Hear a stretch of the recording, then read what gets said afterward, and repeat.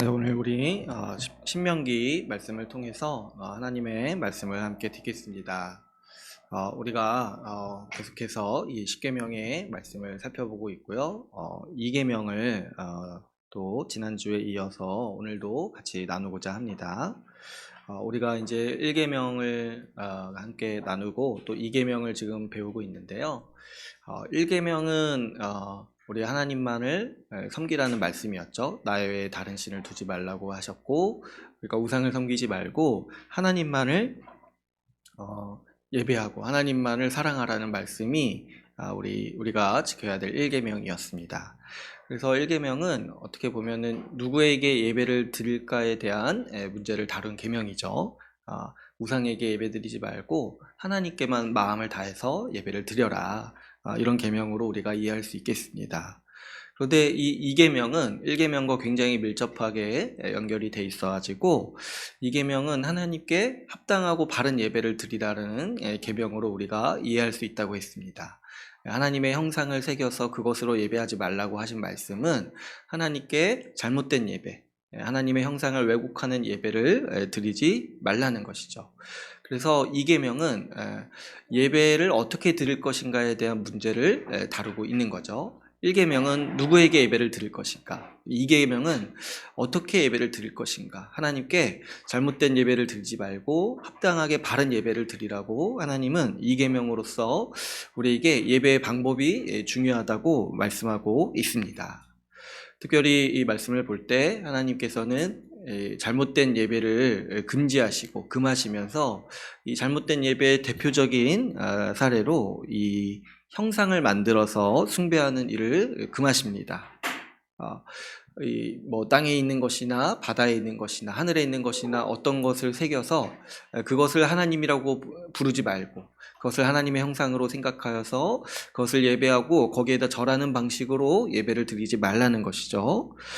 우리는 이 일을 이렇게 말씀하신 바를 잘 이해할 수가 있죠. 왜냐하면 인간이 만드는 어떤 형상, 어떤 이제 조각이라 할지라도, 어떤 그림이라 할지라도 하나님의 형상을 표현할 수 없고, 설사 그것이 하나님이라고 부른다 할지라도 그것 자체가 신성모독이라고 할 수 있는 일이죠. 왜냐하니까 우리 하나님은 창조주시잖아요.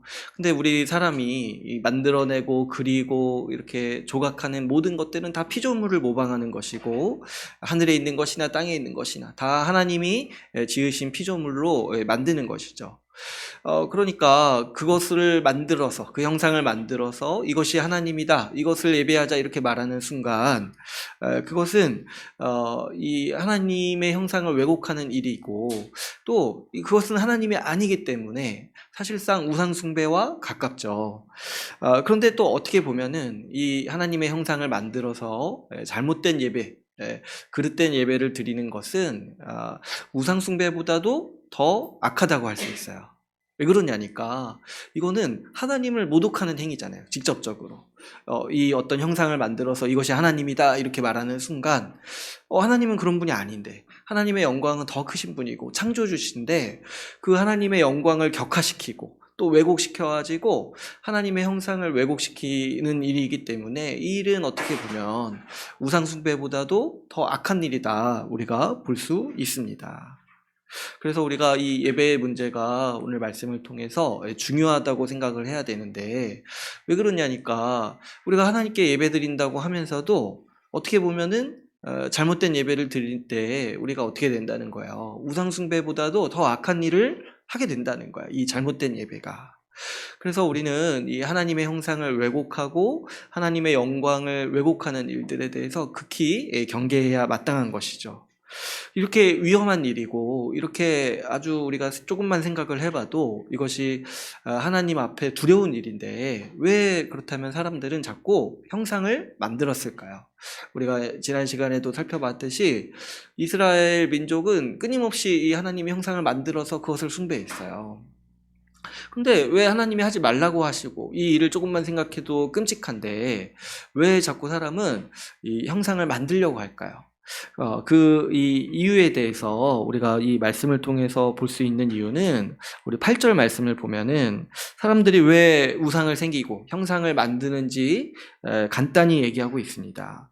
8절 처음에 보시면 이렇게 얘기를 하고 있죠. 자기를 위하여 새긴 우상을 만들지 말아라. 그러니까 우상도 그렇지만은 이 하나님의 형상을 만드는 사람들의 그 심리나 이 욕망이 뭐냐니까 자기를 위해서 만든다는 거야. 자기를 위해서. 그 자기를 위해서 하나님의 형상을 만들어서 그것을 섬기기를 좋아한다는 거죠. 왜 그러냐니까 그게 나한테 이득이 된다고 생각을 하는 거예요. 이 형상을 자꾸 만드는 이유가 뭐냐니까 내가 파악하고 쓰기 좋은 신, 내가 어떻게든 좀 숭배하는 것처럼 보이지만은 속으로는 나를 위해서 봉사할 수 있는 신, 내 이익을 위해서 사용할 수 있는 신을 사람들은 원한다는 거죠. 여러분 한번 우리가 생각해 보면은 보이지 않는 하나님은요, 내 생각과 뜻을 초월해 계시기 때문에 내가 다룰 수가 없어요. 내가 이용할 수가 없어요. 그냥 하나님이 말씀하시는 바를 내가 순종하고 내 위에 계시는 하나님을 내가 예배할 뿐인 것이죠. 내가 마음대로 어떻게 할 수가 없어요. 그런데 어떻습니까? 이 보이는 형상은 보이는 우상, 이건 어때요? 내 소유고 내가 파악하기 쉽고, 그래서 어때요? 언제든지 내 입맛대로 바꿀 수가 있죠. 그러니까 이 우상을 만드는 것도 그렇지만은 하나님의 형상을 만드는 것도 내가 원하는 하나님, 내가 원하는 신을 자의적으로 만들어내서 그 신을 이용해가지고 내 유익을 위해서 살고자 하는 그런 아주 깊은 욕망이 우리 사람에게 있기 때문에 사람은 끊임없이 이 형상을 만들려는 버릇이, 이런 죄성이 있다는 것이죠. 그래서 이 사람들은요, 우상도 만들기도 하지만은 하나님을 섬긴다고 하면서도 끊임없이 하나님의 형상을 만들어서 그 하나님을 그냥 내가 따르기 좋은 하나님, 내가 원하는 하나님으로 바꿔서 섬기고 그것이 하나님이다 이렇게 부르기를 좋아하는 게 우리 인간이 가지고 있는 깊은 죄의 모습인 것이죠. 우리가 이 말씀을 살펴봤을 때 이 하나님께서 이 형상을 금지하신 이유는 분명합니다. 왜 그러냐니까 하나님은 하나님의 형상을 우리에게 보여주셨어요. 가르쳐 주셨어요. 말씀으로 우리에게 계시하셨고, 말씀으로 하나님이 어떠하신 분이고, 말씀으로 하나님의 영광의 크심을 우리에게 가르치셨어요. 그래서 우리는 그 말씀을 통해서 하나님을 보고 하나님의 영광을 보면서 그 영광에 감격하고 예배할 수 있는 것이죠. 그런데 여러분, 그래서 우리가 이 예배 때 하나님의 말씀의 선포를 듣고 진리의 말씀을 듣고 바른 말씀에 따라서 예배하는 것이 중요한 거죠. 이 말씀의 바른 선포, 예수 십자가 복음에 의해서 선포된 말씀에 의해서만이 우리가 하나님을 볼 수 있다는 거예요. 어떤 하나님이요? 그 하나님 자신이 하나님에 대해서 알려주신 그 복음이 어떤 거냐니까 하나님의 자기소개서신 거예요. 자기소개서. 하나님이 어떤 분인지 복음과 이 말씀을 통해서 분명히 밝히셨어요. 그렇기 때문에 우리는 그 말씀과 그 복음을 통해서 예배할 때 올바로 하나님을 예배할 수 있는 것이죠. 그렇기 때문에 우리는 이 진리의 말씀을 가지고 하나님을 예배합니다. 그런데 여러분, 우리가 이 형상의 문제를 생각하다 보면은 우리도 하나님의 말씀, 하나님이 계시하신 말씀을 가지고 예배하지만은 우리 개신교회도 얼마든지 하나님의 형상을 스스로 자의적으로 만들 수 있다는 그 위험이 있다는 것을 우리가 이해할 수 있습니다. 여러분 한번 생각해 보시면은 우리가 말씀으로 주의 형상을 보는 건데 이 말씀이 왜곡된다면 어떻게 되겠습니까?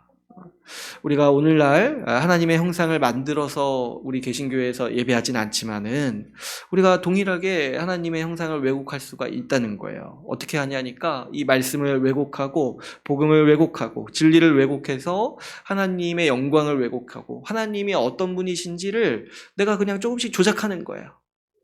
성경이 말한 하나님을 말하는 게 아니라 내가 조금씩 조작하고 내가 조금씩 왜곡하고 내가 조금씩 오해해가지고 완전히 다른 하나님의 모습을 우리에게 잘못된 목사는 그렇게 전할 수도 있는 것이고 또 이 말씀에 지각이 없는 성도는 그런 하나님을 오해해가지고 평생 동안 잘못된 예배를 드릴 수가 있게 되는 것이죠.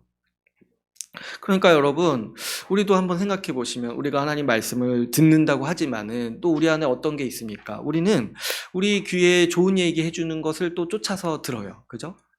우리 좀 이렇게 하나님의 말씀이 나를 건드리고, 나를 이제 돌아보게 만드는 거는 좀 기본적으로 싫어하는 경향이 있죠. 어떤 걸 좋아하냐니까 좀 내 귀에 듣기 좋은 거. 내가 지금 아무 문제 없고, 나 지금 잘하고 있고, 지금 하나님이 우리에게 복 주신다. 이런 얘기는 굉장히 좋아하지만은 또 한편으로는 우리 귀에 듣기 싫은 얘기들은 좀 귀를 닫고 나를 돌아보게 만들고 내 죄를 보게 만드는 말씀들에 대해서는 우리가 듣기를 싫어하죠. 그러다 보니까 우리도 얼마든지 전하는 자도 왜곡시킬 수 있는 이 가능성이 있는데 듣는 자도 왜곡해서 하나님 말씀을 왜곡해서 들을 수 있는 가능성이 크다는 거죠.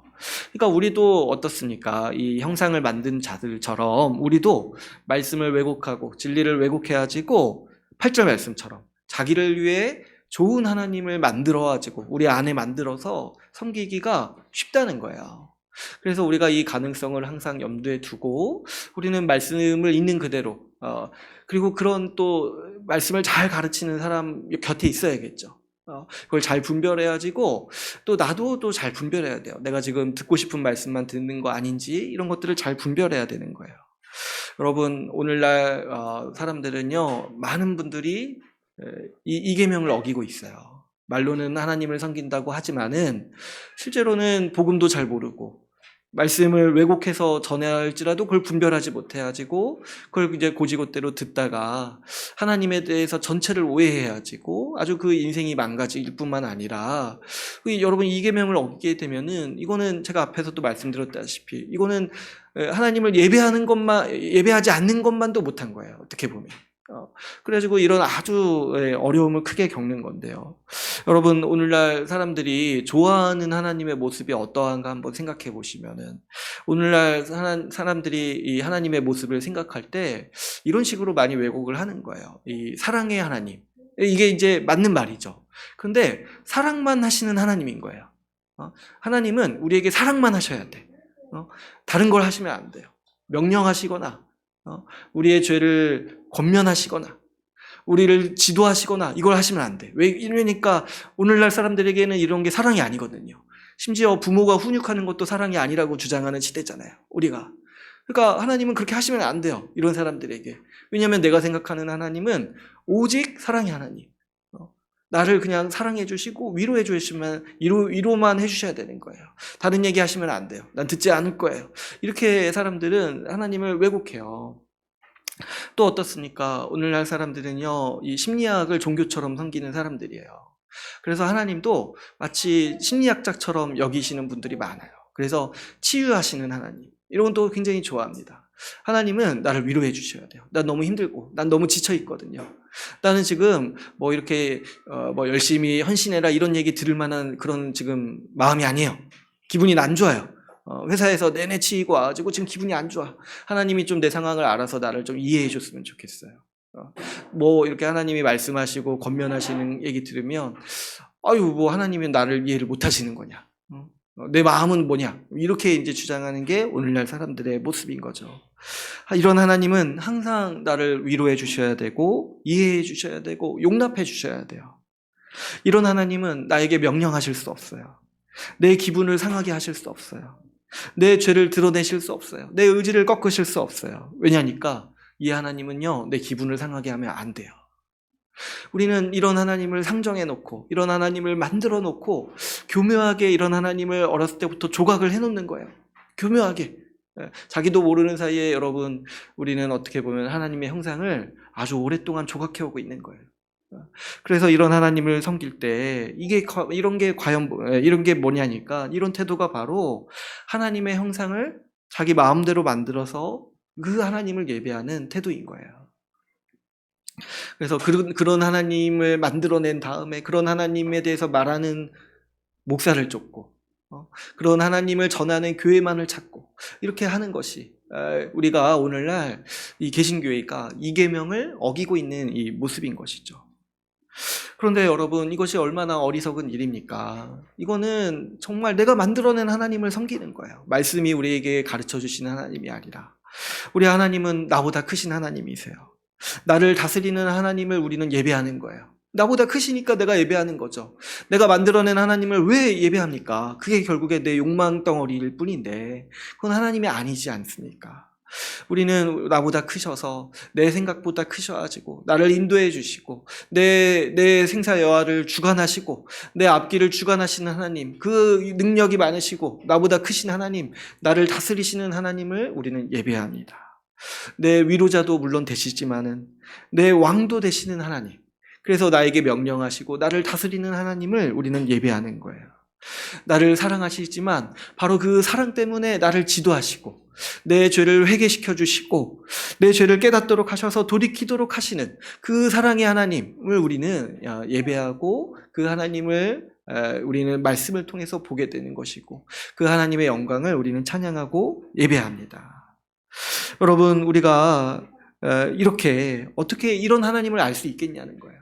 나보다 크신 하나님, 이 나보다 크신 하나님, 나를 지도해 주시고 나에게 명령하실 수 있으시고 나를 위로하실 뿐만 아니라 나를 사랑하셔서 내 죄를 알게 하시고 깨닫게 하시고 돌이키게 하시는 하나님, 이런 하나님은요 우리가 만들어낼 수 없어요. 그런 하나님을 우리가 만들어낼 수가 없어요. 왜냐하면 우리가 그런 하나님을 본능적으로 원하지 않거든요. 나에게 명령하시는 분, 나보다 크신 분을 우리가 본능적으로 원하지 않아요. 그런데 우리가 어떻게 나보다 크신 하나님을 보게 되고 이해하게 되고 그분의 영광을 알 수 있냐니까 바로 이 말씀의 온전한 선포를 통해서 우리는 알 수 있는 것입니다. 말씀이 바르게 선포되고 복음이 바르게 선포될 때 우리는 내 생각을 뛰어넘고 내 생각과 다르시고 나보다 훨씬 더 지혜로우신 하나님의 모습, 그 하나님의 영광을 보게 되는 것이죠. 그러니까 여러분, 우리가 예배 드릴 때 말씀을 듣다 보면은 깨닫게 되는 것이 있는 것이고 또 어떻습니까? 가끔씩 마음이 찔릴 때도 있는 거예요. 왜 그러냐니까 이게 내가 내 속에서 하는 말이 아니거든요. 내 속에서 하는 말은 나를 항상 옳다고 여겨요. 내 말이 맞지, 내 기분이 맞지, 내 감정이 옳지, 이렇게 말하는 게 내 얘기예요. 그런데 우리 하나님은 그것도 이해하시지만 우리 하나님의 뜻을 말씀하실 때 우리가 이 예배 가운데 나오면서 어떤 경험을 하게 됩니까? 아, 그래, 내가 틀렸구나. 아, 그래, 내가 지금 잘못하고 있구나. 이런 것들을 우리는 말씀을 통해서 보게 되는 것이죠. 왜 그러냐니까 살아계신 하나님이 우리와 다르시기 때문에 그런 거예요. 우리보다 크시고 우리의 지혜를 뛰어넘으시기 때문에 우리는 말씀을 들을 때 하나님의 지혜를 얻고 하나님께서 주시는 겉면의 말씀을 통해서 우리 삶을 돌아보게 되는 것이죠. 그래서 여러분, 우리가 이 예배가 있지만은 예배가요 다 같은 예배가 아닌 거예요. 다 같은 예배가 아닌 거예요. 이 선포되는 말씀이 진리에 합당하고 복음에 합당하고 충직하지 않다면, 충실하지 않다면, 왜곡되어 있다면은 그것은 바른 예배라고 할 수 없는 것이고 거기에 예배에 내가 참석했다고 해야지고 그 예배를 하나님이 받으시는 게 아니라는 거죠. 우리가 이 말씀이 바르게 선포되지 않는 예배에 참석해가지고 이 앞에서 이제 선포되는 말씀에 이 아주 복음을 왜곡하는 말씀인데도 그 말씀에 아멘하고 그 왜곡된 하나님의 형상을 받아들이고 예배한다라면은 이것이 곧 우리 자신을 위한 하나님의 형상을 새기는 일인 것이고 이 계명을 어기는 일인 것이죠. 그래서 여러분, 우리에게 정말 중요한 일은 이 복음에 합당한 말씀을 분별해야 돼요. 누가 앞에서 말하는 거에 대해서 이것이 정말 복음에 합당한지 아닌지를 분별해야 돼요. 우리 일상에서 하는 대화나 이런 것에서 또 마찬가지예요. 누가 이렇게 얘기를 할 때 이것이 정말 신자로서의 바른 삶인지, 복음에 합당한 삶인지, 주님이 우리에게 가르쳐 주시신 말씀에 합당하게 사는 길인지를 분별해야 돼요. 우리 지체들도 얘기를 하지만 또 어떻습니까, 여러분? 세상에 나가서도 이런저런 얘기를 많이 듣잖아요. 그런 말들을 분별해야 돼요. 우리 요한일서 말씀에 영들을 분별하라고 돼 있어요. 근데 이 말은 결국에 뭐냐니까 말을 분별하라는 거예요. 말을. 우리가 복음을 배웠고 말씀을 배워오고 있지 않습니까? 그럴 때 우리는 능히 분별할 수 있는 능력이 있어요. 하나님의 말씀의 진리를 알기 때문에, 하나님이 어떤 분이신지 알기 때문에 세상에서 하는 말들, 아무리 권위자라든가 아무리 전문가라든가 그런 사람들이 나와서 하는 말들, 물론 이제 맞는 말도 있겠지만은 하나님의 지혜, 하나님의 그 뜻에 비하면은 아주 초라해 보이고 또 그리고 잘못된 얘기들을 우리는 분별하고 우리가 그래서 그런 것들을 경계하면서 살아갈 수 있는 것이죠. 그래서 여러분, 오늘 우리가 이 이계명을 다시 한번 또 볼 때 우리는 이 이계명이 우리 인생에 있어서 굉장히 중요한 지침이 된다는 것을 이해할 필요가 있어요. 우리가 어떤 예배를 드리는가가 중요한 문제라는 거예요. 우리가 하나님께 합당하고 바른 예배를 드리는 일이 중요하다는 거예요. 왜 제가 자꾸 중요하다고 얘기를 하냐니까, 여러분, 우리가 이 일에 대해서 경시하는 좀 문화가 있어요. 저도 좀 제 자신을 돌아봤을 때 하나님께 바른 예배를 드린다라는 의식이 굉장히 약하다는 걸 생각을 많이 하게 돼요. 여러분, 우리가 어렸을 때 교회 다니면서 많이 들었던 얘기 중에 하나가 주일 성수하라는 거였어요. 주일 성수. 이게 뭐냐니까 주일을 지키라는 거잖아요. 근데 이제 이 말도 물론 아주 귀한 말이에요, 여러분. 오늘날에 와서 보면은 굉장히 귀한 말이죠. 오늘날에는 사실 주일 성수하라는 말 잘 안 해요. 그죠? 왜 그러냐니까 벌써 이거부터가 좀 많이 약해져 있는 거예요. 주일을 지키는 것부터가 많이 약해져 있죠.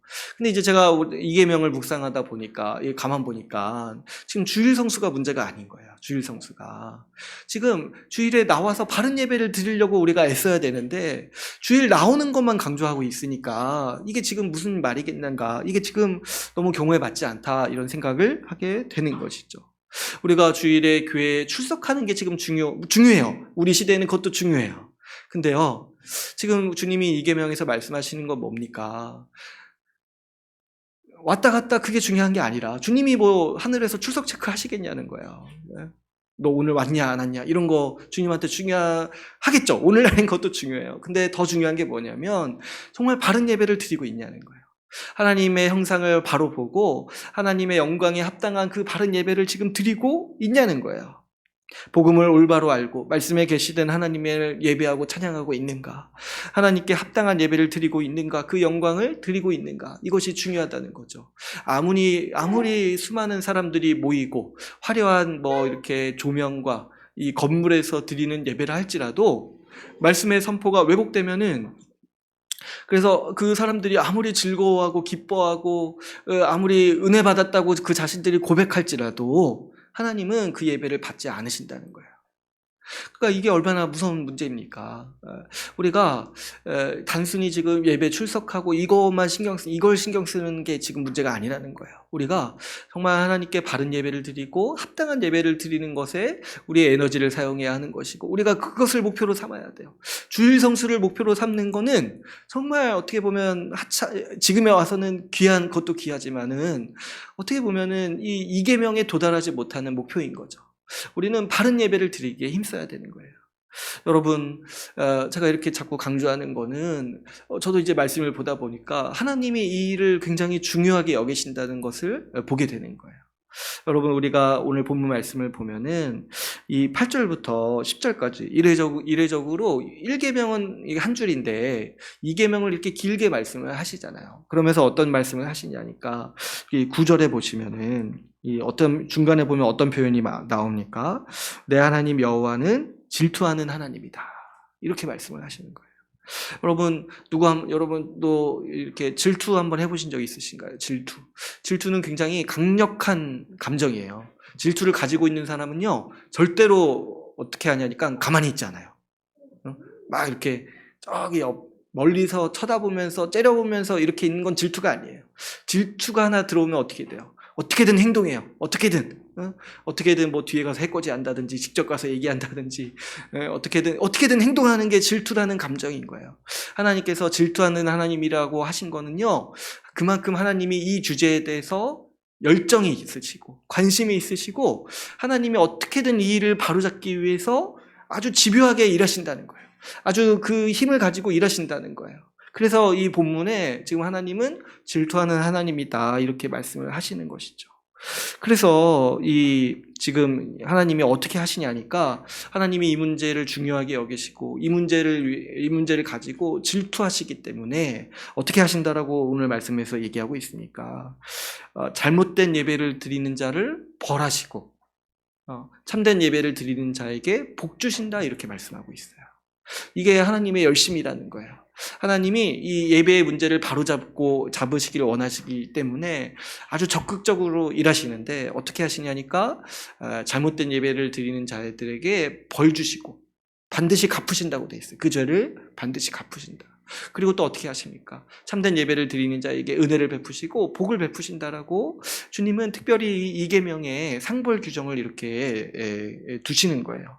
그러니까 우리가 이 말씀을 딱 읽을 때 딱 이제 눈치채야 되는 게 뭐예요? 아, 하나님이 이걸 간절히 원하시는구나.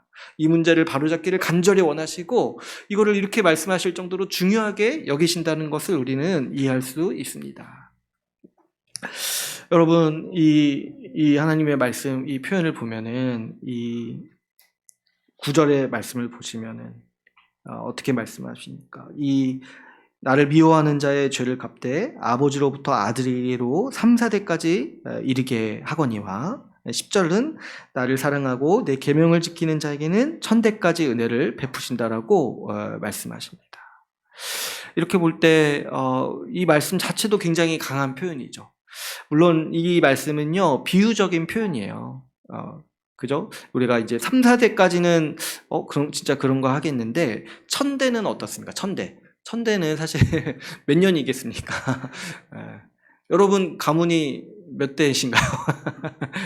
1000대는 영원한 시간을 얘기를 하는 거죠. 그러니까 이 고지고대로 이거를 뭐 3, 4대 정확히 하나님이 계산해가지고 뭐 너는 이때까지 무조건 니네 가문은 벌 받아야 돼 이렇게 하시는 게 아니라 그만큼 하나님이 이렇게 말씀하시는 게 뭐냐면 이 말씀을 통해서 알 수 있는 게 복은 1000대까지 베푸신다는 거잖아요. 그러니까 복은 영원토록 베푸신다는 거예요.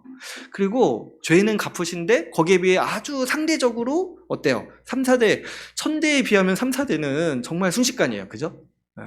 그러니까 우리가 이 말씀을 통해서 좀 알 수 있는 게 뭐냐니까 하나님은 이렇게 상벌 규정을 말씀하시면서도 뭐를 기뻐하시냐면 복 주시기를 기뻐하신다는 거예요. 우리에게 복 주시기를 원하세요. 그래서 상대적으로 이 벌은 가볍게 느껴지도록 이렇게 지금 표현을 하시는 거죠. 우리를 벌하시기도 하시지만은 하나님이 정말 우리에게 원하시는 거는 우리에게 더 큰 복 주시기를 이제 원하신다는 거예요.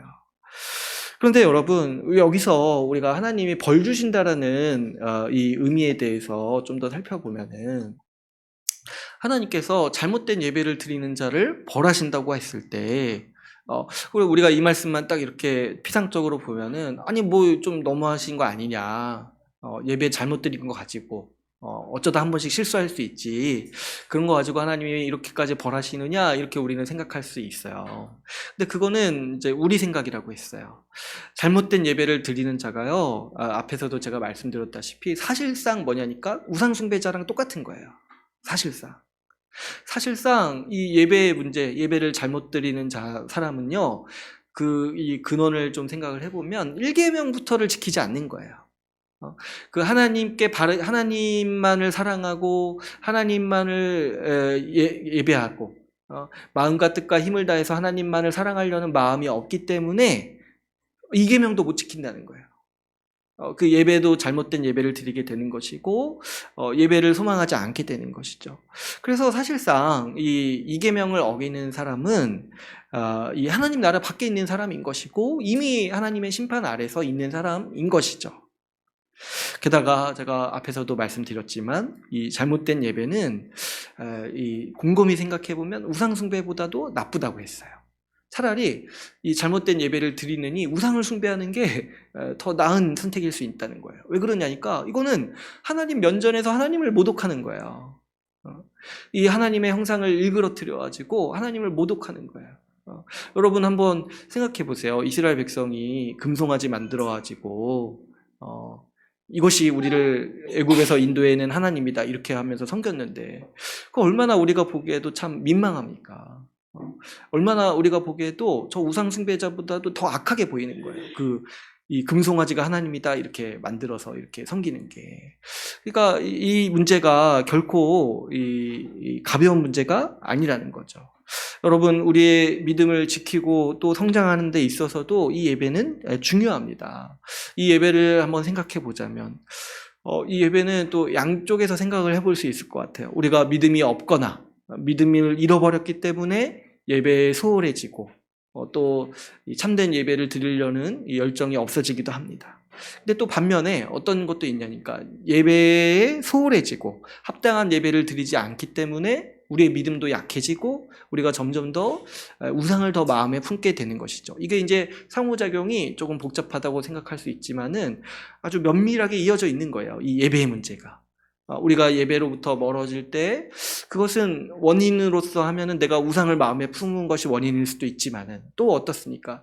예배로부터 내가 소홀해지는 게 원인이 되어가지고 내가 또 우상 숭배로 나아갈 수 있게 되는 길이 열리는 거예요. 그러니까 여러분, 이 예배의 문제, 우리가 예배를 어떻게 드리냐에 따라서 우리가 하나님 백성으로 힘있게 살아가느냐, 아니면 우리가 마지막 날에, 우리 인생 마지막 날에는 우상 숭배자로 남을 것이냐, 이 갈림길, 이 아주 중요한 갈림길이 여기에 있는 거예요. 그래서 여러분, 우리가 이 문제를 아주 중요하게 여겨야 돼요. 이 중요한 갈림길에 있어요. 예배를 바르게 드릴 것인가, 예배를 정말 올바로 드릴 것인가, 아니면 이 문제를 내가 좀 소홀히 여길 것인가. 그래서 여러분, 우리가 이제 이 계명을 2주째 살펴보고 있는데, 이 문제를 살펴볼 때 이게 결코 가벼운 일이 아니다. 이게 우리 인생을 거는 문제라는 거를 생각을 해야 돼요. 근데 여러분, 여기서 더 나아가지고 이 말씀은 분명한 경고를 우리에게 내포하고 있습니다. 그게 뭐냐니까, 이 예배의 문제가 그 개인에게만 해당되는 게 아니라는 거예요. 오늘 말씀에서 정말 무서운 경고는 뭐냐니까, 이 예배의 문제가요, 우리 개인뿐만 아니라 대를 이어서까지 문제가 된다는 거예요. 대를 이어서까지. 이것 때문에 우리가 이 계명을 볼 때마다 무서운 마음이 드는 거예요. 무서운 마음이 드는 거예요. 어떻게 지금 말씀하십니까? 예배를 잘못 드리는 그 자에게는 3, 4세까지 죄를 갚는다 하시고, 예배를 잘 드리는 자에게는 1000대까지 은혜를 베푸신다고 하셨는데, 여러분, 그 예배를 잘못 드리는 사람은 어떤 이 상황에 놓이게 되는 겁니까? 그 가정과 그 자녀 세대까지 다 죄의 저주 아래 있게 된다는 거예요. 반면에 예배를 잘 드리는 사람은 그 가정과 그 자녀 세대까지 하나님이 주시는 복을 받는다는 거예요. 그러니까 이게 얼마나 큰 갈림길입니까, 진짜. 이게 정말 우리 인생뿐만 아니라, 우리 자신의 인생뿐만 아니라 우리 자녀들의 인생, 우리 가문 전체의 인생이 달린 거예요. 이 예배를 드리는 문제에. 그러니까 이것을 정말 가볍게 보면 너무 위험하다. 우리가 아주 중요한 갈림길로 봐야 돼요. 제가 어제 전주에서 안산 올라오는데 아주 중요한 갈림길이 하나가 있더라고요. 세상에 깜짝 놀랐어요. 갈림길이 이렇게 나오는데 이쪽으로 가면 대전, 이쪽으로 가면 천안인 거예요. 근데 대전과 천안은 너무 어떻게 이런 갈림길이 있지? 근데 우리 영균 형제가 운전하다가 잠깐 헷갈려가지고 이렇게 근데 와, 아찔하더라고요. 아찔해요. 야, 대전 갈 뻔했어요. 제가 안산 올려다가. 아무튼 갑자기 생각이 나가지고. 아무튼 안산 가려고 했는데 대전으로 가면 얼마나 마음이 아픕니까? 여러분, 이 마찬가지예요. 우리가 하나님 정말 섬기려고 어떻게든 믿고 교회 나오고 신앙생활 하고 있는데 예배 잘못 드리는 문제, 그 갈림길에 걸려가지고 우리 인생 전체가 우상숭배자로 드러난다면, 그게 얼마나 끔찍한 일입니까? 제가 대전 갔으면은 그래도 길을 돌이켜서 안산으로 갈 수나 있지. 내가 하나님 섬긴다, 내가 하나님 믿는다 이렇게 살아왔는데 알고 보니까 그게 사탄에게 예배하는 거였어요. 사탄의 계략에 빠져가지고 그 잘못된 길에 들어서가지고 아주 왜곡된 신앙을 가지고 살아갔던 거였어요. 이렇게 밝혀진다라면은 그것이 어떻게 하겠습니까? 이거는 돌이키기가 너무 힘든 문제예요. 내 개인의 문제라면은 돌이키겠는데 이게 여기에 지금 우리 자녀의 문제까지 다 담겨 있는 거예요. 그러니까 이거는 정말 우리가 신경을 많이 써야 돼요. 특히 어린 자녀들을 데리고 있으신 분들은 이 문제가 돌이키기 힘들다라는 거를 염두에 두셔야 돼요. 한번 잘못 빠지면은 돌이킬 수가 없어요. 나중에 내가 회개하더라도 자녀가 회개하지 않을 수 있어요. 그러니까 어렸을 때부터 우리가 아주 이 잘못된 길에 들어서지 않도록 아주 유념해야 하는 것이죠. 여러분, 이 예배는요, 우리 이 자녀 세대까지 전이되기 때문에 중요한 것이에요. 지금 내 인생은 말할 것뿐만 아니라 내 가정, 자녀까지 달린 문제예요. 그러니까 여기에 이제 가정을 굳이 이렇게 직접적으로 얘기하지 않지만 여러분, 자녀에게까지 영향을 미친다라면은 내 배우자에게까지도 영향을 미치는 거예요. 내 배우자에게까지도. 그러니까 우리 가정 전체가 달린 거예요. 내가 어떻게 예배 드리냐에 따라서. 여러분, 예배의 태도가요, 전수돼요. 자녀들을 생각해 보면은 자녀들이 우리 부모를 통해서 배우는 거는 지식도 있지만은 가장 큰 게 뭐냐니까 태도를 배워요, 태도를. 근데 이제 어떤 태도를 배우냐니까 부모가 무엇을 중요시 여기며 사는지를 보고 배우는 거예요. 자녀들은 부모들이 예배를 드리는 모습을 보고 그것을 얼마나 중요하게 여기는지를 보고, 사실 우리 어린 자녀들이 예배 때 뭐 하는지 어떻게 압니까? 근데요, 감각적으로 아는 게 뭐냐면 부모가 예배를 대하는 태도를 보고 아는 거예요. 아, 이게 뭔지는 모르겠지만 중요한 문제구나. 이거 정말 나도 내 자세를 바로 잡아야겠구나. 이런 생각들을 직관적으로 하게 되는 거예요. 왜냐니까 부모가 그것을 중요하게 여기고 예배에 우선순위를 두는 모습을 볼 때 자녀도 자연스럽게 더 이렇게 그 마음이 가는 거예요. 그리고 우리 자녀들은 그 부모의 태도를 흡수해가지고 어떻게까지 하냐니까, 부모가 혹시 약간 방심해가지고 좀 소홀히 여기는 모습을 할 때 자녀가 그냥 얘기하는 거예요. 왜 예배 준비 안 하냐? 왜 지금 일찍이 안 일어나냐? 주일인데. 이렇게 얘기를 하는 거예요. 정작 자신은 교회 와서 뭐 하는지 잘 몰라요. 예배 드리는 내용도 잘 몰라요. 근데 그 태도를 먼저 배우는 거예요. 그렇기 때문에 여러분, 예배를 중요하게 여기는 것, 부모가 예배의 바른 태도를 갖추는 일이 굉장히 중요합니다. 또 여러분 어떠하겠습니까? 예배를 중요하게 여기는 부모들은요, 그 자신도 자녀들이 어려서부터 예배의 태도, 합당한 태도를 갖추도록 가르치지 않겠습니까? 그 자신이 예배를 중요하게 여기기 때문에 예배에 우리의 승패가 달려있다, 예배에 이 우리의 운명이 달려있다 여기는 사람이기 때문에 자녀에게도 이 문제를 아주 엄중히 가르치지 않겠습니까? 어렸을 때 뭐 조기교육, 영어교육 이런 거 신경 쓰는 거 이전에 하나님 앞에서 어떻게 살아야 되는지에 대해서 아주 열심히 가르치지 않겠냐는 거예요. 그러나 여러분 반대로 한번 생각해 보시면 그 자신도 예배를 경시하는 사람이 어떻게 자녀에게 예배가 중요하다는 것을 말할 수 있겠습니까? 가르칠 수 있겠습니까? 그렇기 때문에 여러분, 예배를 잘못 드리는 이 저주는요, 후대까지 전수가 되는 거예요. 내가 예배를 잘 못 드리죠? 그러면 우리 자녀도 마찬가지로 잘 못 드리는 거예요. 이게 너무 자연스럽게 이어지기 때문에 주님은 오늘 말씀에서 경고하실 때 3, 4대까지 죄를 갚겠다 이렇게 말씀을 하시는 것이죠. 또 여러분, 예배를 통해 전수되는 것은요, 단순히 이 태도의 문제만 있는 것이 아니에요. 우리의 신앙 고백이 전수됩니다. 태도보다도 어떻게 보면 더 중요하다고 할 수가 있습니다. 이 부모의 신앙 고백이 자녀에게, 그리고 우리 가정에게 전수가 된다는 거예요. 자녀는 부모의 가치관에도 영향을 많이 받습니다. 특히 부모의 가치관과 신앙에 영향을 많이 받아요. 부모는요, 어렸을 때부터 자녀에게 무엇이 중요한지, 어떻게 살아야 하는지 자연스럽게 말하게 돼 있어요. 그래서 저도 어렸을 때 많이 들었던 게 뭐냐면, 공부 열심히 해라. 그리고 뭐 이렇게 저렇게 살지 말아라. 지나가다 이렇게 뭐 저렇게 살지 말아라. 이런 얘기 계속 듣는 거예요. 근데 거기에는 뭐가 있냐니까 부모님의 인생을 향한 가치관이 있는 거예요. 우리 부모님이 보기에 그래도 인생을 지혜롭게 살고 사람 구실을 하려면은 공부해야 된다라는 의식이 있는 거예요. 그러니까 부모들한테, 자녀들한테 아주 시간 날 때마다 그런 얘기들을 해주고 싶은 거죠. 어떻게 잘 살기를 원하는 길을 부모가 좀 어떻게 알려주고 싶은 거예요. 근데 그 부모의 가치관부터가 잘못되어 있다면 어떻게 합니까? 그 부모가 중요하게 여기는 게 하나님이 아니라면 어떤 얘기를 하겠습니까?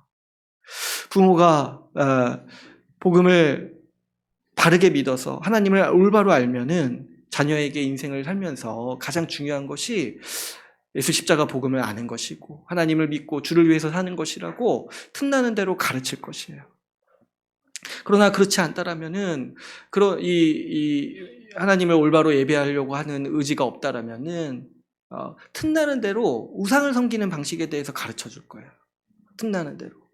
너 성공하려면 돈이 있어야 돼. 먹고 살려면 뭐가 있어야 돼. 하나님이 있어야 된다는 얘기를 하지 않고, 뭐, 이렇게 먹고 살려면 대학 나와야 돼. 이런 얘기만 주구장창 할 거란 말이에요. 그러니까 그 자녀도 당연히 그렇게 받아들이게 되는 거예요. 그게 이제 이게 뭐냐니까 부모가 자녀한테 우상을 전도하는 거예요. 그래서 이게 얼마나 끔찍한 일입니까? 우리 여러분 신명기 6장 말씀 한번 볼까요? 신명기 6장 5절, 9절 말씀. 한번 보겠습니다. 우리 같이 한번 6장 5절에서 9절 말씀 같이 한번 읽어보겠습니다. 시작. 너는 마음을 다하고 뜻을 다하고 힘을 다하여 내 하나님 여호와를 사랑하라. 오늘 내가 네게 명하는 이 말씀을 너는 마음에 새기고 내 자녀에게 부지런히 가르치며 집에 앉았을 때든지 길을 갈 때든지 누워 있을 때든지 일어날 때든지 이 말씀을 강론할 것이며 너는 또 그것을 내 손목에 메어 기호로 삼으며 내 미간에 붙여 표로 삼고 또 내 집 문설주와 바깥문에 기록할지니라. 아멘. 그죠? 이 하나님을 예배하고 섬기는 자가 자연스럽게 하는 일이 뭐냐니까 하나님을 사랑하고 하나님을 마음과 뜻과 힘을 다해 사랑하는데 그 자신도 그렇게 사는데 자녀에게 시시때때로 가르친다는 거예요. 누워있든지 일어서 있든지 누워있든지는 잘 때잖아요. 잘 때. 그러니까 잘 때도 재우지 말고 가르친다는 거예요. 일어서든지 걸어서든지 일상을 살면서도 틈틈이 가르치고 또 어떻게도 합니까? 본격적으로도 가르치지만 아주 이렇게 시간을 내가지고 말씀 배우는 시간을 따로 내가지고 그 시간을 통해서 공식적으로도 가르치지만 또 어떻게도 합니까? 너무 걱정되고 너무 이 일이 염려되니까 시시때때로 가르친다는 거예요. 시시때때로. 그리고 또 어떤 계기가 생기면은 그걸 통해서도 가르치고 이렇게 하는 것이 이 하나님을 아는 하나님을 섬기는 부모의 합당한 마음이라는 거예요. 이렇게 생각하지 않을 수가 없다는 거죠. 그러나 반면에 부모가 하나님을 잘 모른다면 정말 마음과 뜻을 다해 하나님을 사랑하는 마음이 없으면 자녀에게 신앙교육을 안 하죠. 그러면서 온갖 세속의 가치관, 우상숭배의 가치관들로 자녀들을 키우는 거예요. 근데 그게 이제 고대 사회에는 이런 게 아주 티가 났는데 오늘날에는 약간 티가 안 나는 거예요. 자기 가치관이 우상숭배의 가치관이라는 것부터를 분별을 못하니까 그런 얘기를 할 때 그것이 자녀가 그 자녀에게 우상을 전도하는 일이라는 거, 하나님의 형상을 왜곡하는 일이라는 것에 대해서 아무런 감각이 없는 거예요. 또 어떠합니까? 부모가 하나님을 왜곡되어 알고 있으면 자녀에게 왜곡된 하나님을 전하는 거예요. 그래서 자녀의 신앙도 어그러지고 하나님을 오해하게 되는 것이죠. 여러분, 이 참상이 끔찍한 거예요. 우상숭배는요, 대를 이어서 전수됩니다. 제가 예전에 이제 그 요한계시록 할 때도 그 우상에 대해서 이제 말씀을 드릴 때 그런 얘기 말씀드린 적 있죠. 우상도요, 항상 신입생을 모집하고 있어요. 근데 신입생으로 누구를 삼는지 아세요? 우리 자녀들을 삼는 거예요. 딱 얼마나 모집하기 좋습니까? 이렇게 판단 능력이 없으니까 지금도 얼마나 많은 선전을 하고 있는지 몰라요. 그래서 여러분 세상에 아이들이 말하는 거나 행동하는 것들을 유심히 지켜보시면은 우리 아이들이요 우리 사회에서 최신 유행하는 것에 아주 앞서 있어요. 아주 앞서 있어요. 그리고요, 어떻게 제가 보니까 성인들의 가장 안 좋은 면만 어떻게 그렇게 다 담는지 모르겠어요. 그러니까 이런 것들을 생각해 볼 때, 여러분, 우상숭배가 대를 이어서 전수됐다는 거 생각해 볼 때, 이게 얼마나 끔찍한 일인지 모르겠어요. 우상을 섬기는 부모들은 우상에게 자녀를 바치거나 아니면 우상에게 자녀를 드리는 거예요. 이렇게 하면은 정말 이거는 너무 원통한 일이에요, 원통한 일. 그렇지 않겠습니까? 여러분, 우상을 섬기는 부모나 하나님을 섬기는 부모나 이런 면에서는 똑같아요. 자녀를 위해서 자기 인생 전체를 헌신해요. 정말 뼈를 깎는 노력을 다하면서 자신의 시간과 자원과 건강과 이런 거 다 희생시키면서 그 자녀를 애지중지 키우죠. 근데 그 애지중지 키운 자녀를 우상에게 바친다 생각하면 정말 원통해서 더 살기가 싫을 것 같아요. 나중에 우리 자녀들이 우상을 따르는 가치관을 가지고 살아간다라면은 저는 더 이상 목회를 하고 싶은 마음이 들지 않을 것 같아요. 만약에 그런 모습을 본다면 이게 내가 지금까지 살아온 삶에 무슨 의미가 있겠냐는 거예요. 그렇게 애쓰고 헌신하고 그렇게 애지중지 키우고 희생하면서 키웠는데 먹이고 입히고 키웠는데 정작 우상숭배자로 자녀들이 드러난다면 그게 얼마나 고통스러운 일이겠습니까? 그러니까 여러분 우리는 지금부터 잘 정해야 돼요. 딱 결단해야 돼요. 하나님께 우리 자녀를 바쳐야 돼요. 그러지 않으면 우상들이 우리 자녀를 채가는 거예요. 하나님께 우리 자녀를 바쳐야 돼요. 그럴 때 여러분, 우리 주님이 언약자손으로서 우리 자녀를 받으신다라고 말씀하신 게 얼마나 큰 은혜이고 복인지를 이해할 수 있는 거예요. 우리 주님께서 교회에 유아 세례를 주신 그 은혜가 얼마나 크신 복인지 이해할 수 있는 거예요. 아주 아기 때부터 하나님이 우리 자녀를 받으시겠다라고 선언하시는 거예요. 우리 자녀를 우상에게 넘기는 일을 허락하지 않겠다고 주님이 딱 선언하시고 막으시는 거예요. 그 은혜 안에 우리를 붙드시는 거예요. 그러니까 여러분, 우리가 교회 안에서 아이를 키우는 게 얼마나 큰 복인지 모르겠어요. 어쨌든 여러분, 다시 이 예배의 문제로 돌아와서 이 예배가 그래서 중요한 거예요. 이 예배를 잘 드리는 일이 중요합니다. 예배에 따라서 내가 우상 숭배자로 인생을 마감할 것인가, 아니면 하나님 백성으로 남아서 힘있게 살아갈 것인가, 이게 결정이 된다는 거예요. 이 예배에 따라서 우리의 자녀들이 어디에 속할 것인지가 결정이 된다는 거예요. 우리가 바른 예배를 드릴 때 우리 자녀들이 하나님의 백성으로 남는 것이고, 우리가 지금부터 예배를 왜곡하고 예배로부터 멀어진다라면 우리 자녀들도 우상 숭배자로 남는다라는 거예요. 그럴 때 이 예배의 문제가 중요하다는 거, 이 말씀을 묵상할 때 여러분, 우리는 두려운 마음을 갖게 됩니다. 제가 제일 두렵죠. 여러분, 제가 잘못해가지고 지금 이제 40대인데 한 40 중반 50대 타락해가지고 갑자기 조금씩 바꾼다고 한번 생각을 해보세요.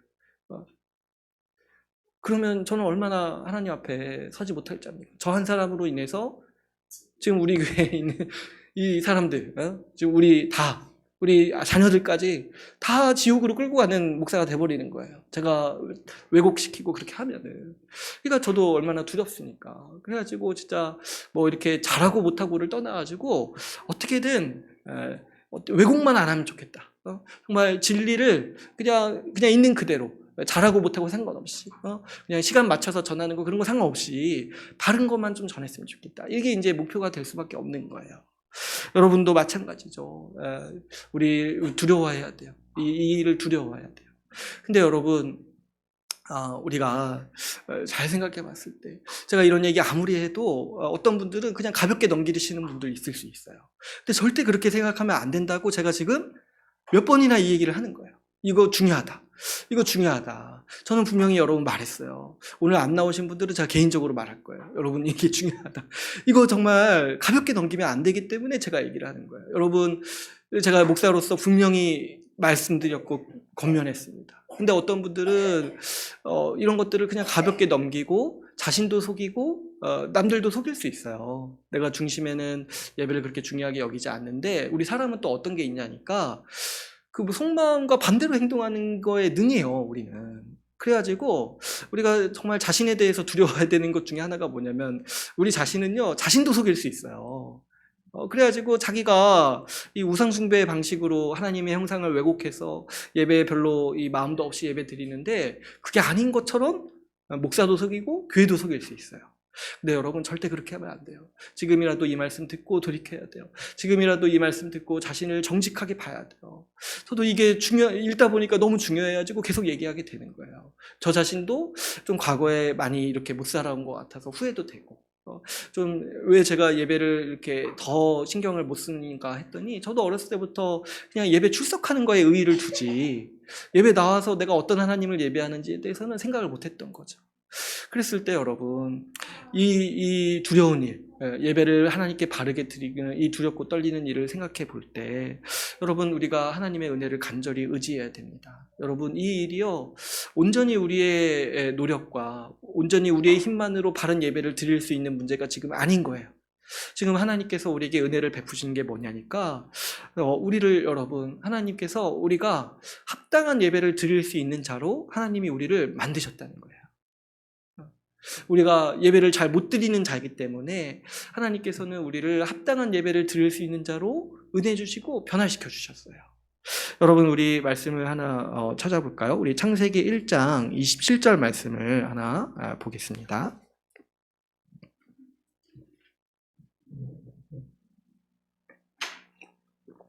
읽지는 않고요. 그냥 한번 보세요. 여러분, 우리 이 말씀에서 우리에게 하나님의 형상을 만들지 말라고 말씀을 하시잖아요. 근데 참 희한하게 또 하나님은 형상을 만드셨어요. 그게 뭐냐니까, 창세기 1장 27절에 자기 형상, 곧 하나님의 형상대로 사람을 창조하실 때 남자와 여자를 창조하셨다. 그러니까 우리한테는 형상을 만들지 말라고 하셨는데 하나님은 하나님의 형상을 이미 만드셨어요. 그게 뭐냐니까 사람을 만드실 때 하나님의 형상으로 만드셨다는 거예요. 그래서 이 사람이 왜 다른 피조물들과 근본적으로 다르냐니까 하나님의 형상을 가지고 있어가지고 하나님과 교제할 수 있는 능력이 이 사람에게 있는 거예요. 하나님의 형상을 사람이 가지고 있기 때문에 하나님의 영광을 볼 수 있는 지각이 있고 하나님의 말씀을 들었을 때 하나님의 뜻을 알 수 있는 지각이 사람에게 있는 거예요. 우리 사람도 사람들끼리 소통할 수 의사소통을 할 수가 있는 거잖아요. 뭐 사람이 뭐 동물이랑 할 때 어느 정도는 되지만 깊이 있게 뭐 고민을 나누고 뜻을 나누고 이런 건 못 하는 거잖아요. 하나님께서도 우리 하나님은 사람과 다르신 분이지만 우리 사람에게 하나님의 형상을 부여해 주셔가지고 하나님과 대화할 수 있게 하시고 하나님과 교제할 수 있게 하시고 하나님의 뜻을 알고 하나님의 영광을 지각할 수 있는 그 지각력을 주셨다는 거예요.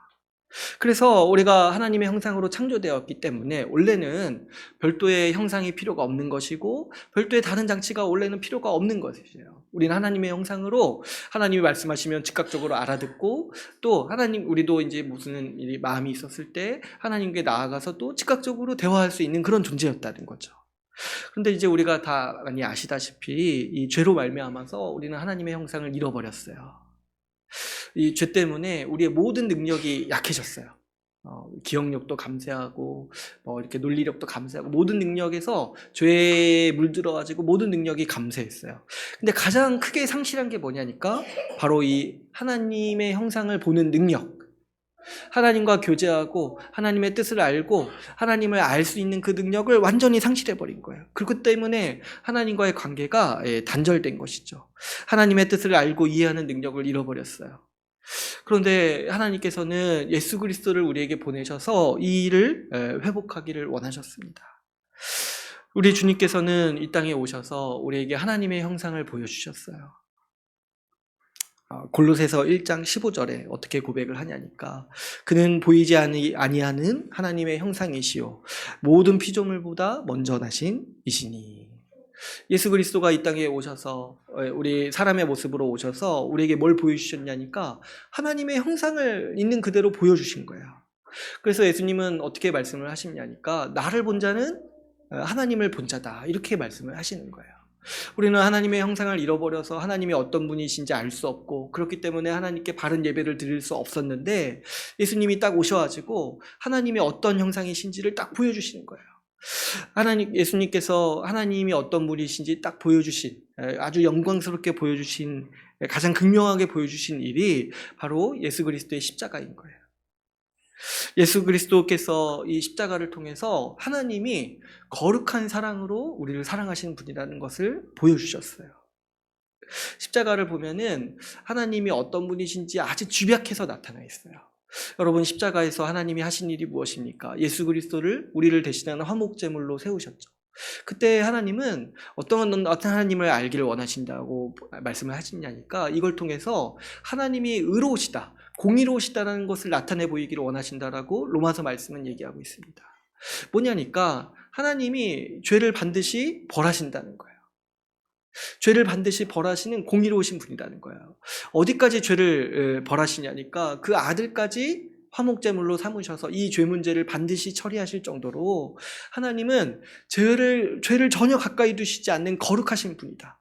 그래서 십자가에는 하나님의 거룩하심이 나타나 있어요. 그분이 죄를 얼마나 미워하시는지 그 아들까지도 십자가에서 제물로 받으실 정도로 그 죄를 뒤집어 쓴 제물로 받으실 정도로 하나님은 그 죄에 대해서 미워하시고 그 죄에 대해서 반드시 처리하시고 반드시 갚으시는 공의로우신 하나님이라는 것을 우리는 십자가를 통해서 볼 수 있죠. 또 이 십자가에는 그 공의로우신 하나님이 우리를 사랑하신다는 그 하나님의 모습을 보여주고 있습니다. 여러분 십자가에서 이 제물이 되신 분은 하나님의 아들이신 예수 그리스도예요. 하나님의 외아들, 독생자라고 부르는 그분. 그 하나님은 이 죄를 처벌하기도 원하셨지만 동시에 뭘 하기를 원하셨냐니까 우리를 살리기를 원하셨어요. 왜 그러냐니까 우리를 사랑하신다는 거예요. 근데 어느 정도로 사랑하시냐니까 그 아들까지 내어주실 정도로 그분의 외아들 독생자까지 우리를 살리시기 위해서 내어주실 정도로 우리를 사랑하신다는 거예요. 그 하나님의 이 사랑, 그래서 이 사랑을 우리가 아까 제가 하나님을 왜곡하는 사람들이 얘기하는 것처럼 오직 사랑의 하나님 이렇게 부르는 게 아니라 우리는 어떤 하나님이라고 부르냐니까 거룩한 사랑의 하나님, 하나님의 거룩한 사랑이 이 십자가를 통해서 나타났다. 그래서 여러분, 이 십자가에 이 하나님을 우리가 볼 수 있는 거예요. 죄를 미워하시고 죄를 처벌하시는 공의로우신 하나님. 그런데 동시에 우리를 사랑하셔서 그 자신의 전부를 내어주시는 사랑이 많으신 하나님을 우리는 보게 되는 것이죠. 근데 여러분 한번 생각해 보세요. 이런 신을 누가 인간이 만들어낼 수 있겠냐는 거예요. 이런 하나님을. 여러분, 세상에 존재하는 우상들, 그 다른 종교들 한번 생각해 보세요. 공의로운 신도 사실 별로 없어요. 공의로운 신도 별로 없어요. 여러분, 뭐 부처가 세상의 공의에 대해서 관심이 있습니까? 이 죄를 벌하는 것에 대해서 부처가 관심이 있습니까? 부처는 그냥 잊으라고 해요. 잊으라고. 다 허무하다. 그냥 잊어라. 그럼 뭐 어떻게 해요? 억울한 사람들은 어떻게 해요? 공의가 없어요. 공의가. 그 부처 정도만 돼도 좀 그래도 고등 종교라고 해야지. 고급스러운. 우리가 그냥 뭐 누가 여기 뭐 불교 귀하게 여기시는 분 없죠? 그러니까 뭐 그냥 우상이죠, 우상. 제가 좀 약간 예의를 갖추고 싶은데 좀 그냥 우상이죠. 고급스러운 우상이에요. 약간 이제 고등 우상이죠. 근데 이제 그 고등 우상도 가만 보면은 공의도 없고 사랑도 없어요. 부처가 누구 사랑한다는 말 들은 적 있으세요? 없어요. 이 세상에 어떤 신이, 어떤 우상이 공의롭다는 우상 없습니다. 또 어떻습니까? 이 세상에 어떤 신이 사람을 사랑한다고 하는 신 들어본 적 있으세요? 사람을 사랑한다. 사람을 사랑한다. 그렇게 말하는 신이 없어요. 그렇게 말하는 신이 없어요. 고대 사회의 모든 우상들은요, 그 신을 위해서 인간이 일하라고 말하는 신들이었어요. 그 신을 섬기라고. 그래서 고대 사회에서 이 창조 설화가 신들이 사람들을 왜 만들어냈냐고 하냐니까 자기 일 시키려고 만들어냈다는 거예요. 모든 많은 이 고대 신들의 그 창조 설화가. 근데 세상에 우리 하나님은 우리에게 복 주시기 위해서 세상을 만드시고 우리를 만드셨다는 거예요. 그러니까 여러분, 이 없어요. 세상에는 공의로운 신도 없고 우리를 사랑한다는 신도 없어요. 그러니까 뭐냐니까 우리가 만들어낼 수 없는 하나님의 모습이라는 거예요. 이게 살아계신 하나님. 인간이 만들어낸 모든 우상은 공의롭지도 않고 이 사랑도 없어요.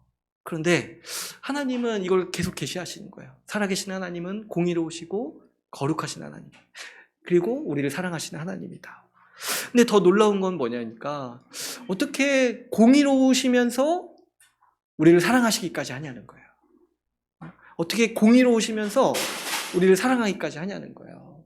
그런 하나님, 그런 신은 이 세상에 존재할 수가 없고, 이거는요, 인간이 만들어낼 수가 없는 하나님의 형상인 거예요. 우리는 여러분 한번 생각해 보세요. 공의를 쫓다 보면은 사랑을 못하게 돼요. 근데 사랑을 하다 보면 또 뭘 못하게 되냐면은 이 공의를 실현을 못하게 되는 경우가 있어요. 근데 우리 하나님은 이 두 가지를 다 하신다는 거예요. 그러니까 이런 걸 생각해 보면은 제가 정말 소름이 돋았던 게 있어요. 우리 하나님이 진짜 살아계시는구나. 이거는 사람이 만들어서 이렇게 하나님이 이런 분이다 이렇게 말할 수가 없는 거예요. 이거는 하나님이 우리에게 가르쳐 주신 거예요. 내가 이런 하나님이다. 이런 하나님이 나다. 이 그리스도의 십자가를 통해서 우리에게 계시하신 것이죠. 하나님은 하나님의 형상을 우리에게 그리스도는 하나님의 형상을 우리에게 보여주셨습니다. 근데 그뿐만 아니라 예수님은 우리가 잃어버린 하나님의 형상을 회복시켜 주셨어요. 우리에게 성령을 보내주셔서 그리스도 안으로 우리를 연합시켜 주셨습니다. 이제 우리는 그리스도 안에 있어요. 그래서 그리스도 안에 있는 우리가 뭐를 가지게 되냐니까 하나님의 형상을 입게 되는 거예요. 그리스도가 하나님의 형상이니까 우리가 그리스도 안에 있을 때 하나님의 형상을 우리가 회복하게 되고 입게 되는 것이죠. 우리 말씀 한 구절 더 찾아볼까요? 우리 골로새서 3장 9절에서 10절 말씀 한번 찾아보겠습니다. 골로새서 3장 9절에서 10절 말씀.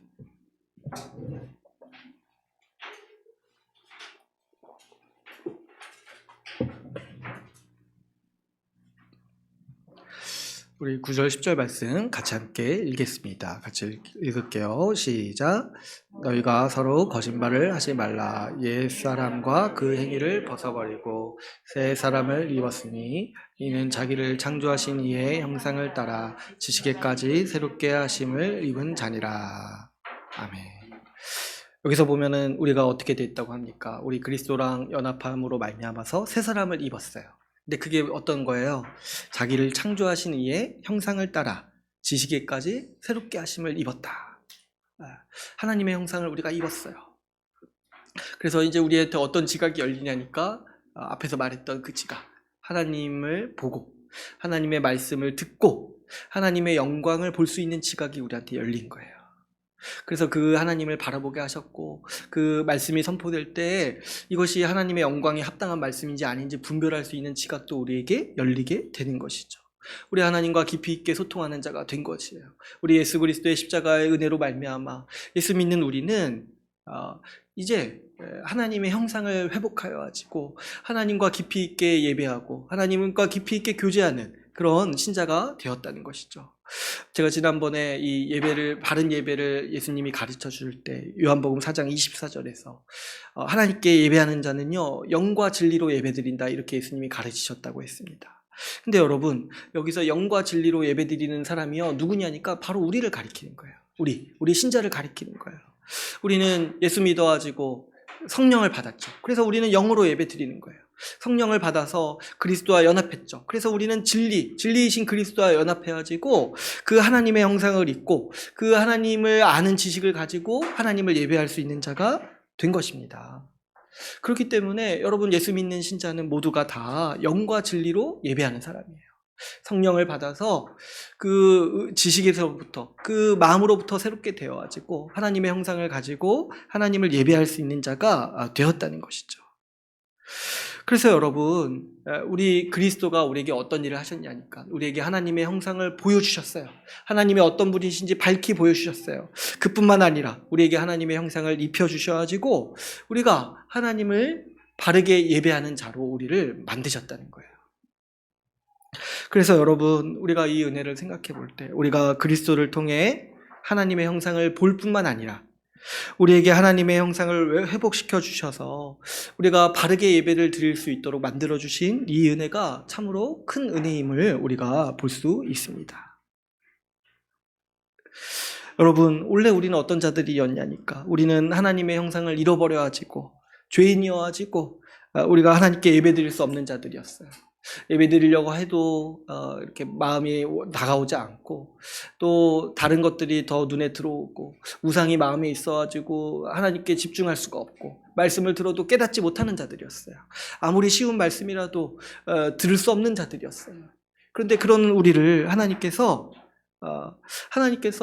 회복시켜 주셨다는 거예요. 예수 그리스도로 말미암아서 하나님의 형상을 보도록 하시고 하나님의 형상을 입도록 하셔가지고 우리가 이제 하나님께 실패하지 않는 예배, 바른 예배를 드릴 수 있는 자로 우리를 만드셨다는 거예요. 우리가 그래서 예배 드릴 때 하나님의 영광을 보고 하나님을 즐거워하고 하나님을 기뻐하고 우리가 말씀을 들을 때 하나님의 뜻을 바로 알아가지고 그 말씀에 반응할 수 있는 자가 되었다는 것이 우리 복음이 우리에게 전해주는 소식인 거죠. 그런데 여러분 오늘 말씀을 다시 보니까 우리 신명기 말씀을 다시 보니까 세상에 우리 하나님이 어떻게 하신다고 돼 있습니까? 예배를 잘 드리는 자에게는 1000대까지 복을 베푸신다고 돼 있어요. 1000대까지. 이걸 잘 생각해 보시면은 여러분 우리가 바른 예배를 드릴 수 있게 되는 게 우리 노력으로 된 게 아니라 예수님이 우리에게 은혜 베푸셔서 그리스도의 십자가의 은혜로 말미암아서 우리가 예배를 바르게 드릴 수 있는 자가 된 거예요. 근데 하나님이 또 뭐 어떻게까지 얘기하시냐니까 예배를 바르게 드리는 자에게는 복을 베푸신다는 거예요. 그러니까 이건 뭐냐니까 은혜 위에 은혜를 더하셨다. 이런 표현을 쓰기도 하고 이렇게도 얘기할 수 있어요. 우리가 복받게 하도록 하시기 위해서 복을 주신 거예요. 이게 얼마나 하나님의 말로 할 수 없는 은혜입니까? 아니, 우리를 예배를 드릴 수 있는 자로 만들어 놓으시고 이렇게 말씀하시는 거예요. 예배 잘 드리면 천대까지 은혜를 베풀겠다.